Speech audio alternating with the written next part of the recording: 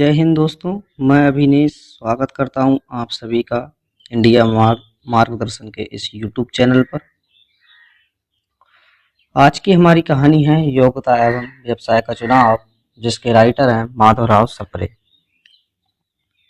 इस कहानी में सबसे पहले हम लेखक के परिचय से शुरुआत करेंगे। एमए के पाठ्यक्रम में भी ये कहानी आती है और बीए के कुछ यूनिवर्सिटियों के बीए के पाठ्यक्रम में भी इस कहानी को रखा गया है। तो आपके लिए, यदि आप स्टूडेंट हैं और बीए या एमए कर रहे हैं, स्नातक कर रहे हैं, तब भी आपके लिए ये कहानी बहुत इम्पोर्टेंट है और जीवन की दृष्टि से भी ये कहानी उतना ही महत्व रखती है जितना ही कि पाठ्यक्रम में रखती है। तो चलिए लेखक का परिचय, माधवराव सप्रे जी का परिचय करते हैं। माधवराव सप्रे का जन्म मध्य प्रदेश के दमोह तहसील के पथरिया ग्राम में हुआ था। बिलासपुर तथा जबलपुर में इनकी प्रारंभिक शिक्षा संपन्न हुई और 1900 में छत्तीसगढ़ मित्र नामक पत्रिका का इन्होंने संपादन किया। 1909 में हिंदी ग्रंथमाला का संपादन किया और तत्पश्चात इन्होंने बाल गंगाधर तिलक जी की एक रचना है गीता रहस्य, जिसका इन्होंने हिंदी में अनुवाद किया था। साहित्यिक सेवा के लिए इन्होंने अपना अनमोल योगदान दिया और इन्हें कई पुरस्कार भी मिल चुके हैं। जो इनके जीवन परिचय, यदि आप कमेंट में करते हैं कि माधवराव सप्रे जी का जीवन परिचय कराइए, तो हम आपके लिए करा देंगे। तो कहानी स्टार्ट करने से पहले आप सभी से निवेदन है, यदि आप हमारे चैनल पर नए हैं तो चैनल को सब्सक्राइब कर लें और बेल आइकन प्रेस कर लें। अपने दोस्तों के साथ, बड़े बूढ़ों के साथ इस कहानी को अवश्य शेयर करें। बहुत ही मार्मिक तरीके से माधवराव सप्रे जी ने ये कहानी लिखी है और कहानी का सारांश बहुत ही व्यापक है। तो चलिए स्टार्ट करते हैं कहानी। माधवराव सप्रे जी कहते हैं, ये निर्विवाद सत्य है कि जीवन में सफलता बहुत मायने रखती है। महत्वाकांक्षी व्यक्ति जीवन में सफलता और ख्याति प्राप्त करने के लिए परिश्रम लेता है और अपनी बुद्धिमत्ता से उचित व्यवसाय को चुनता है। वैसे तो मनुष्य जन्म से ही कार्य करने के लिए हुआ है। मनुष्य का जन्म, प्रत्येक मनुष्य प्राणी को अपनी आजीविका जुटाने के लिए कोई ना कोई कार्य करना पड़ता है अथवा परिश्रम करना अनिवार्य है। कभी ये कार्य जीविकोपार्जन के लिए किया जाता है तो कभी अपने जीवन को अधिक सुखमय बनाने के लिए किया जाता है। बुद्धिमानी व्यक्ति अपनी अपनी रुचि का कार्य अथवा व्यवसाय को चुनकर उससे दृढ़ता पूर्वक जुड़े रहते हैं और अंतिम समय तक सेवारत रहते हैं।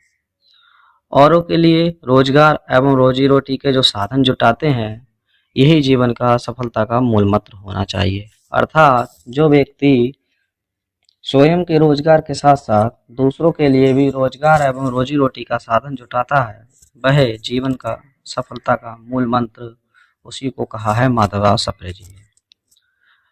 इस निबंध में माधवराव सप्रे जी ने चित्रित क्या किया है पैरा में, हम आपको बताते हैं। और यदि आपको कहानी अच्छी लग रही हो तो आप सभी हमारे चैनल को सब्सक्राइब कर लें। इसी प्रकार की कहानी सुनने के लिए बेल आइकन जरूर प्रेस कर लें और वीडियो को लाइक डिसलाइक आपकी मर्जी के अनुसार आप कर सकते हैं। दोस्तों के साथ शेयर जरूर करें। प्रस्तुत निबंध में लेखक ने नवयुवकों, परिश्रम के प्रति उदासीन बने युवाओं को चित्रित किया है। लेखक के अनुसार आजकल के पढ़े लिखे युवाओं में मेहनत, परिश्रम करने वालों एवं कार्य के प्रति जो रुचि है वह अब नहीं रही, आरुचि बढ़ने लगी है। वे मौखिक कार्यों में रुचि लेने लगे हैं। वे मुंशी बनना तो पसंद करते हैं, परंतु शारीरिक श्रम से पैसा कमाना पसंद नहीं करते।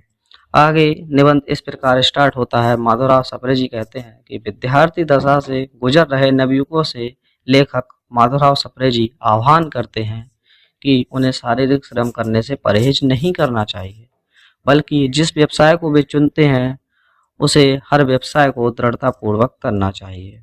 उस व्यवसाय से सदैव जुड़ा रहना चाहिए। विफलता को पचाकर भी डटे रहना चाहिए। जो लोग आलसी होते हैं वे उम्र भर हाथ पर हाथ रखकर घरे बैठे रहते हैं, यहाँ वहाँ झांकते रहते हैं, कोई कुशलता पूर्वक कार्य भी नहीं करते। अपने स्वभाव, क्षमता, इच्छा, शिक्षा के सुयोग्य ही मनुष्य को व्यवसाय का चुनने का सुझाव लेखक देता है। ऐसा करने से मनुष्य उस कार्य में अधिक तन्मयता से परिपूर्णता की ओर ले जाता है और औरों को भी आनंदित करता है। अब आगे लेखक को लोगों के सुख, उनके व्यवसाय के प्रति सजगता का परिचय कराते हुए क्या लिखते हैं, सुनिए। कुछ लोग जीवन को अधिक सुखमय बनाने का अर्थ ही नहीं समझते। वे आलस्य के साथ समय बिताने को परम सुख की प्राप्ति कहते हैं, किंतु अंत में वे विफल हो जाते हैं।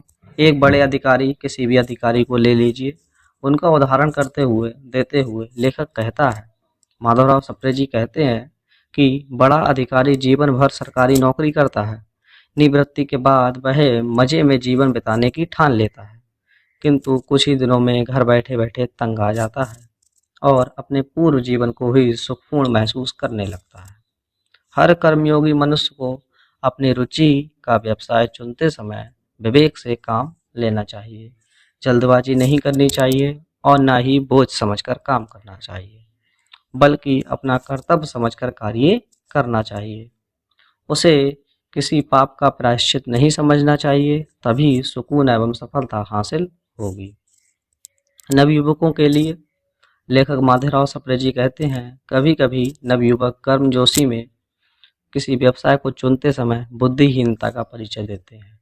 अज्ञानवश लिए गए निर्णय व्यवसाय में लाभ हानि के उतार चढ़ाव, गलत संगत, माता पिता का ज्ञान, अयोग्यता एवं अधूरी शिक्षा के कारण जल्दबाजी में लिया गया व्यावसायिक निर्णय अंत में कष्टप्रद साबित होता है। इस कहानी में माधवराव सप्रे जी ने बहुत ही मार्मिक ढंग से हमारे बुद्धि, चुनाव, जिस व्यवसाय को हम चुने, जिसमें हमें रुचि हो, उसके लिए बहुत ही अच्छा एक मार्मिक ढंग से प्रस्तुतिकरण दिया है। ये जो कहानी है वह कहानी विधा की रचना नहीं है, एक निबंध विधा की रचना है, परंतु मैं इसका सारांश एक कहानी के रूप में आपको सुना रहा था।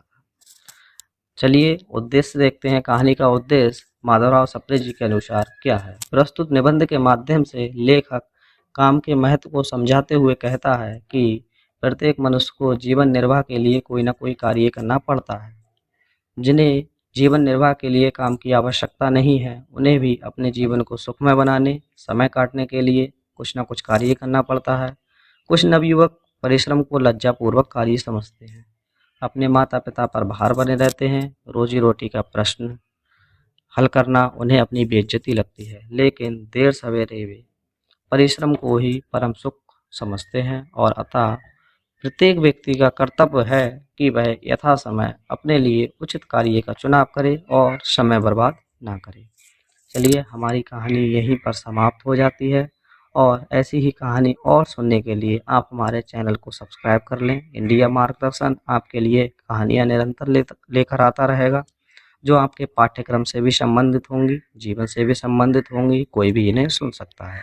तो चलिए बिना देरी किए जल्द से जल्द चैनल को सब्सक्राइब करें, वीडियो को लाइक करें या डिसलाइक करें, वो आपके ऊपर निर्भर करता है, और शेयर अवश्य कर दें। तब तक के लिए बाय बाय, टेक केयर, जय हिंद, ख्याल रखिए अपना, और बेहतर पढ़ाई के लिए हमारे चैनल को सब्सक्राइब कर लीजिए।